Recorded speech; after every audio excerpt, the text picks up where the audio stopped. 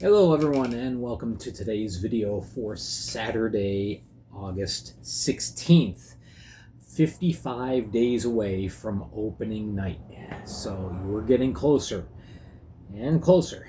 All right, today we're going to pair off what we did from last Sunday. If you remember Sunday's video, I did an analysis of how I think the Empire Division teams have done so far during this off season. Today, I'm going to do the Continental Division. Now, I want to specify because a couple people commented and thought that I was making predictions for the year. No, I'm not doing that yet. I will come out with, as I call them, much too early predictions, but that's about a month away yet. So a month, maybe even a little bit more. I'll have to check my schedule of videos, but I do have something planned for September. But we're just talking about how teams have done up to this point, and this is no way indicative of the off season's done and this is where they're at, and there's a lot of time left, and we've seen just going back to the Empire Division, this week alone, Danbury has been signing a lot of players. They were quiet for a while, and now they've kind of gotten into, all right, it's time to start doing this, putting this together mode. So, again, teams do things at a different pace from each other. You have some teams that do a lot really early, and then they kind of quiet off for a while, and then other teams are nothing until later in the year, yet other teams are kind of slow and steady, little bit by little bit, as we go through the summer. All right, we're going to go in order of age of franchise. We're just talking about the Continental Division. We're going to start with the oldest team, which is the Carolina Thunderbirds, and end with the newest, which is the PD Ice Cats. All right, Carolina, they are always quiet before 9/1, September 1st. They really don't do much in the way of recruiting, signing. Well, okay, let me rephrase that. They don't do much, they don't give much public attention to their recruiting. They are recruiting throughout the summer, but they tend to wait until September and say, okay, here's our team, a few today, a few tomorrow, a few next day. They've made a little bit more noise than usual this year compared to past years during the off season. There's going to be a lot of change this season. All right, coming back, we have John Butita, which that was a surprise. At the beginning of last season, he said, this is my last season. He's changed his mind, so great. Tucker Firth, he's back. Roman Kramer, he signed. Stephen Ford was reacquired in a trade. And then you also add players like Don Carter Jr., Juwan Davis, Colton Wycheck, Ed Coffey, and a couple of signees, Ryan Glazer, Chad Purdy. There is going to be a big change this year. Of course, we already know Joe Kennedy has announced his retirement through his Facebook and Instagram pages. He said, I'm done. I have received information that Mario Cavalieri, even though he is signed, he is not returning. He has another commitment that he's deeply involved in up in Canada. He is doing some coaching. He is not going to be back. Yeah, newsflash for some. That's a shame. Cavalieri was a big part of the success the last 3 years for the Thunderbirds. But he has decided to go in a different direction with his life. So, that's going to create a bit of a void. We're not really sure at this point, is Dawson Baker coming back? Is Gus Ford coming back? How about Boris Babic? We don't know yet. And again, we won't know until well after the 1st of September. But it does feel like we're starting to see a changing of the guard. Besides the Czechs, who my understanding is that they all will be back. Yeah, again, it probably won't get announced until like mid-September. But beyond that, and the few players that they have signed, are we going to see a different team this next year? That's a good question. On a scale of 1 to 10, I'm going to give Carolina a 4 at this point. But again, that's what they have done up till now. And they never do much in the early part of the summer. So this is not really a surprise. It's not indicative of, oh no, Carolina's falling apart. It's nothing like that. It's just the way they do things. All right, next, the Columbus River Dragons. It seems like there is going to be a heavy focus on defense this year. With the players they have signed, mind you, you can have up to 30 players on your summer roster. I think I counted 10 defensivemen currently on the roster. So that appears to be a big area in which the team wants to improve. Babin, he solidified the net. He was the first signing of the summer. Very early he said, yep, I'm coming back. So Columbus fans, I'm sure, very, very happy about that, knowing that one of the goaltenders that played very well for them last year is returning. You also add Josh Colton. You add Jake Grade, who is coming back after a couple seasons off, and Lucas Texmo, brother of Joel Texmo, is coming in. Joel is coming back after his cameo that he had at the end of last season, along with Hugh Anderson, Nathan Balkwill, Lloyd Plouffe, Brody Thornton is back, Kirk Underwood, Kyle Moore. So you have a good group of your core guys that are coming back. Now, retiring, Austin Doe, and of course Justin McDonald. We still are not sure about whether Scott Doherty is going to come back or not. My understanding is there's been conversations, and he's making up his mind. He's not sure if he's going to be coming back, but it looks like we could have a little bit of a change in philosophy, starting with going a lot younger. It seems like they're signing a lot of the younger players, a lot of players coming out of college. They feel confident in what's on their resume, and they seem willing to give these guys a shot. So it seems like, a little younger. Maybe that will get them going to the next level. So anyway, they're another team that doesn't rush things. That they don't throw all of their eggs in the one basket early on in July and August. They take their time with things. So I'm going to give them a 5 out of 10. I think they've done a good job, just kind of a slow but steady stream of players being announced. Hey, so-and-so is coming back, or we've signed so-and-so. So 5 out of 10. That's where I would rate Columbus right now. Biloxi, now yes, their new name, and in many cases they're kind of a new club, but not really. They are the rebranded Mississippi Seawolves, so this is technically their 4th season, so the 3rd oldest team in the Continental Division now. Don't forget that the league didn't start their southern push in the southern markets until 2017. All right, so we have quite the rebuild that happened in Biloxi. Of course, last year things did not go well on the ice, off the ice. Unfortunately, there was a lot of dysfunction. I'm not going to go into any details, but it was pretty widely known that there was just a lot of dysfunction.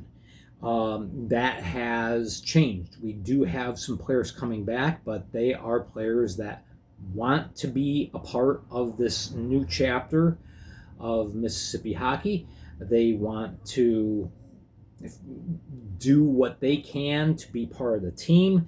Of course, signing Coach Charlie Penn's, that was the biggest move, some stability behind the bench, and he has brought a lot of people with him.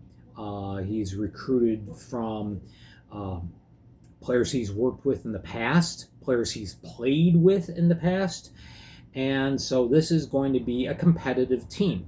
The whole Continental division is going to be very competitive, ultra competitive. But Biloxi has a shot at being a steady, competitive club this year. Some people are calling them South Watertown because he's brought so many players from Watertown, and that's not a bad thing. Don't forget that when everything blew up in Watertown last year and Charlie Penn's was forced out, the team was in a solid second place behind the Binghamton Black Bears. And at that point, everybody thought, hey, this team's going to make some serious noise in the playoffs. And then it all changed. So anyway, you are bringing back Dalton Anderson, Jackson Bond after a year away. He's back. Very happy to be back. Blake Keller. Currently, I understand he's under SP contract, but if that doesn't work out, Andrew Stacy, big tough presence in the back end. He's back. Lucas Pekarchik is back, as well as Philip Wong. You also add Elwha Bouchard in goal. Tim Payne on the blue line. In forward, you have Anton Kalanin and Evgeny Demine. Fabian Leonard, he's coming down to Biloxi, played in Watertown before. Brandon Lucchesi. Vladislav Pavlov, I almost said Victor Pavlov. Vladislav Pavlov, Declan Flanagan, solid defenseman whose season was cut short by injury last year, and just signed on Friday, Dylan Infantino. The only really notable retirement, I guess you would say, yeah, it's a retirement, Justin Barr, but he's still with the team in the front office. Still very much a part of the story with hockey in Mississippi. Now, as I look at the team, I am concerned about goalie depth. My take on Bouchard is that he plays well in spurts, and he needs a good battery mate, which I don't know if the team has right now. Do you put your faith in Garrett Johnson? We'll see. We'll find out in camp. But bottom line, this team has taken major steps since the last iteration of the FPHL in Biloxi. I'm going to give them an 8 out of 10. I think they've done quite a lot. Baton Rouge. Let's get to them. They started off really fast. They announced 5 players all signing at the same time. They got their new coach, and then their coach was gone. So now they have another new coach, Chad Bailey. But things have slowed down significantly as far as signings for the Zydeco. Now, over the summer so far, they've added Hunter Hall, who was with the Blue Ridge Bobcats, and quite a few new collegiate graduate players or players out of juniors, young players with a high pedigree. Coming back, you have Ross Bartlett, you have Sean Haggerty, Scott Chirac, Jake Cox, Narek Alexanian, Rio Namiki, Aaron Shaheen is back, Nick Catola, Tyler Larwood, and Billy Stevens. Those are the players that are coming back. Is this team deep enough, though? They traded away Elijah Wilson. That was a large loss offensively. They never really recovered last year offensively once they traded Brody Thornton to Columbus.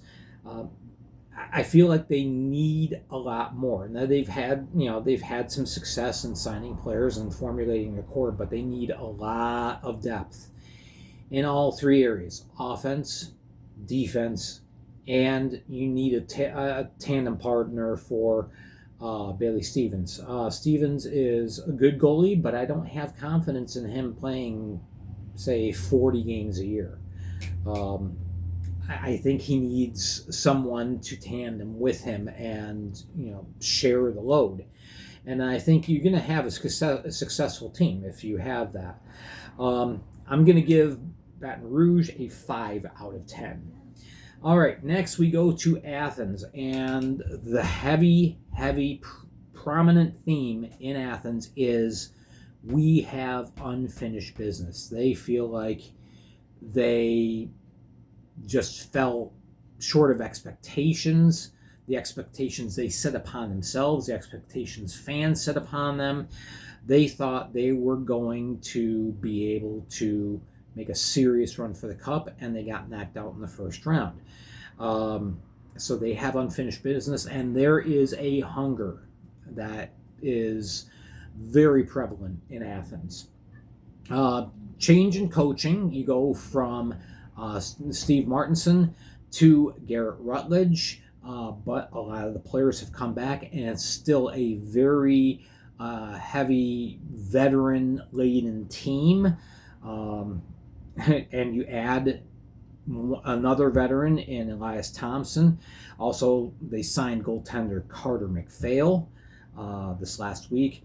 Coming back, you have Garrett Milan, you have Carter Shinkarik, you have Josh Rosenzweig, you have Joel Kolatarsi, Matt Garcia, Malik Johnson, Hunter Alden, Michael Greco, and William Lavalier. So they have a lot of players coming back to formulate their core. And they're also signing a lot of guys that are out of college, again, with very, very impressive resumes. A lot of people have major junior experience, or they played in very prominent colleges and universities.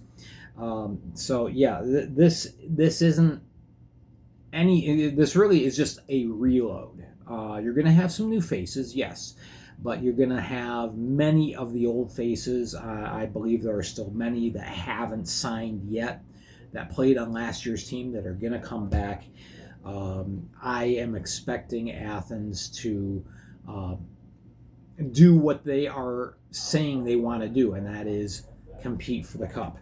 I'm going to give them a 9 out of 10. I think they've done a great job so far. And that isn't easy with a new coaching change. Steve Martinson took care of all the decisions with personnel, and Garrett Rutledge is just taking the ball and run with it. So very smooth transition. All right, Monroe. They are looking at the success they had last year off the ice. On the ice, they were an average team. They weren't bad. They weren't great. They played, they played some streaky hockey at times, and sometimes you go through 4 or 5 games and you think, wow, this team could make a run. But they realized this summer that they had to upgrade, that they needed to match on the ice the success that they have had off the ice. And so they have been very aggressive in signing players, particularly those who have a lot of minor league hockey experience, whether it's through the SP or the ECHL or just time in the Fed. So some of the players that you are adding: Sam Turner came in a trade. You have Andrew Ballant. You have Austin Albrecht. You have Derek Dubé-Plouffe. All 3 of those players have SP and ECHL experience. Coming in a trade, Tucker Scantlebury. You have Corson Green, who played in the SP last year. Kyle Matthews. He's a dynamic player in the SP.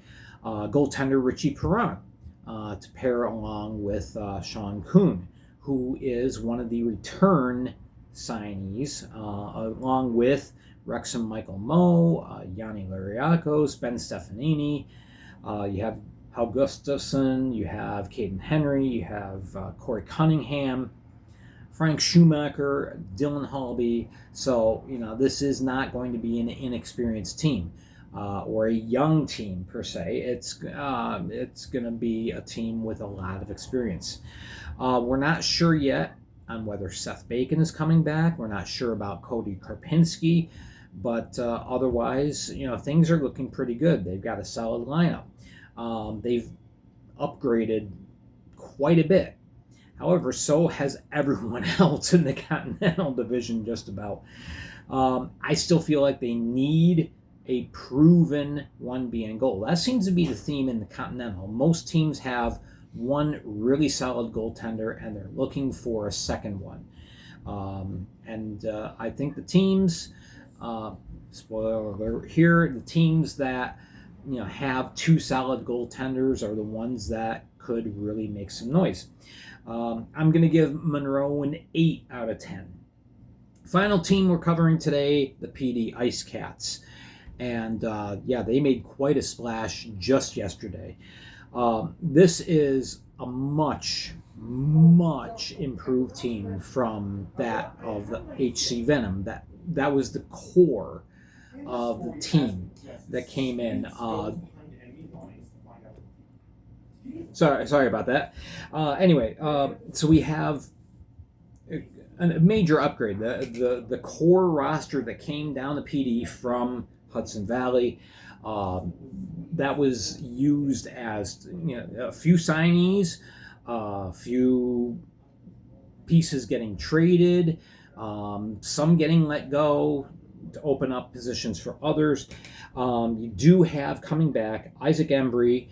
You have Justin Dussault coming back via trade. He was with the Venom, then he got traded to Monroe. Now he's with PD. Austin Pickford, still part of the picture. He's a guy that I don't think he has fully reached his Fed potential yet. I think good things are just around the corner for him. Then you add Ricardo Gonzalez. That was the big pickup during the dispersal draft. Trevor Lord just came in via trade. Jordan Popoff on the blue line. You have Dominic and Pat Marcinkiewicz. You have Houston Wilson coming in, Matt Bazarin. This is one of the big signings that I think people are not going to realize how important this player is until he takes the ice and they see him. Timur Rasilov. He's played in Europe for a good many years. He's a veteran player. He's 36 years old. Very, very, very solid defenseman. And I think he's going to be the anchor on this team. Xavier Adela just came in via trade. You have Hugo Coach. You have Dominic Dumas. And then a couple of goaltenders. Austin Mellon got signed. And then just yesterday, Brent Moran, who has just played lights out the last 2 years in Quad City. And he is coming to the Fed. So that you've got a potential tandem of Brent Moran and Ricardo Gonzalez. That probably is going to be the best tandem in the league this year, or one of the top two tandems in the league this year.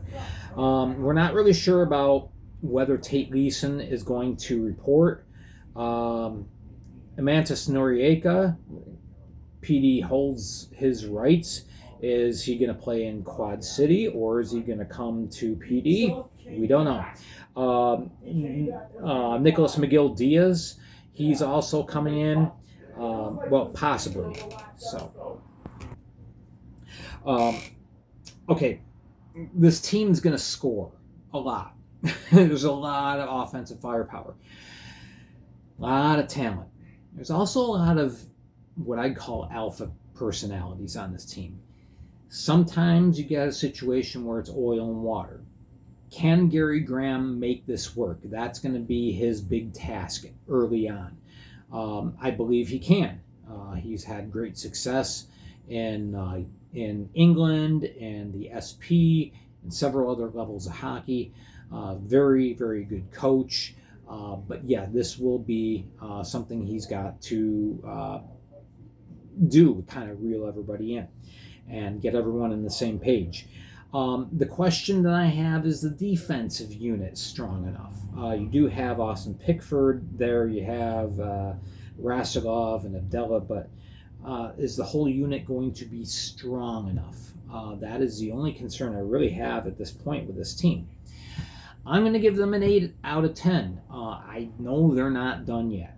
I know they have a lot more signings to come, possibly some trades. Parker Mescal wants to have a top-notch product on the ice right from the get-go in PD. So there you go. So bottom line, the Continental Division is going to be extremely, extremely competitive. Everyone, I think all 7 of these teams have a legitimate shot at the playoffs.